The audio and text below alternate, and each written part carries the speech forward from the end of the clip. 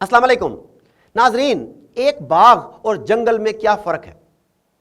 यकीनन आप सोच रहे होंगे कि बाग बाकायदा मनसूबा बंदी से तैयार होता है जबकि जंगल नहीं। बाग में मालिक ये फैसला करता है कि इसे क्या चाहिए और इसके लिए इसे बाग में क्या उगाना चाहिए और क्या नहीं। वो अपने पसंद के बीज बोता है, अपनी मर्जी की फसल हासिल करता है, जबकि जंगल में जड़ी बूटियां और पौधे खुद ब खुद उगते हैं या उन बीजों से जो गुजरते हुए लोग फेंकते हैं। मालिक अपने बाग की आबियारी की फिक्र करता है और इसे बीमारियों और मौसमी हालात से बचाने के लिए इसकी हिफाजत करता है, लेकिन जंगल के लिए परेशान होने वाला और इसकी देखभाल करने वाला कोई नहीं होता।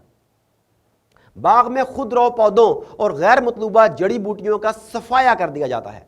बाग का मालिक मुज़िर और बेकार पौधों को जड़ से उखाड़ फेंकता है, जबकि जंगल में ऐसा कुछ नहीं होता। नाजरीन, ये सब दुरुस्त है।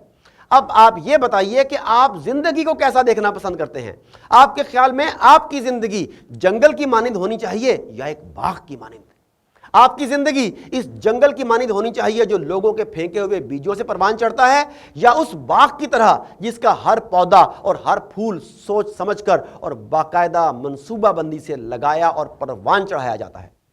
अगर आप अपनी मौजूदा जिंदगी में आने वाली मतलूबा जिंदगी के लिए बीज नहीं बोते या इन बीजों की आबियारी और हिफाजत का बंदोबस्त नहीं करते, तो आप किसी सूरत में वो जिंदगी हासिल नहीं कर सकेंगे जो आप चाहते हैं।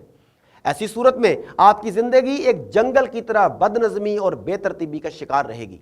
लेकिन इसके बरक्स, अगर आप अपनी जिंदगी की एक बाग की मानिंद हिफाजत करेंगे और इसमें अपनी मर्जी के बीज डालेंगे, तो मुस्तकबिल में यकीनन आप अपनी मर्जी की फसल ले सकेंगे।